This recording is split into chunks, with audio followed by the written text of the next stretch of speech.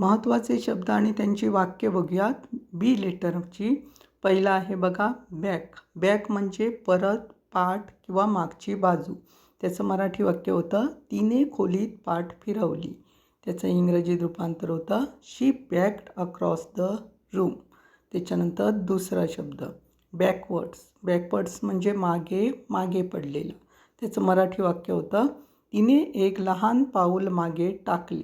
त्याचं इंग्रजी वाक्य होतं शी टूक अ स्मॉल स्टेप बॅकवर्ड. त्याच्यानंतर तिसरं शब्द बघू बॅड. बॅड म्हणजे वाईट, दुष्ट. त्याचं मराठी वाक्य होतं मला ते इतके वाईट वाटले नाही. त्याचं इंग्रजीत रूपांतर होतं I didn't think it was so bad. त्याच्यानंतर चौथा शब्द बॅड टेम्पर्ड. बॅड टेम्पर्ड म्हणजे वाईट स्वभाव, अत्यंत. मराठी वाक्य आहे त्याचं तो अत्यंत शांतपणे बसला. त्याचं इंग्रजीत वाक्य होतं he sat in bad tempered silence. त्याच्यानंतर पाचवा शब्द बॅग. बॅग म्हणजे पिशवी, थैली.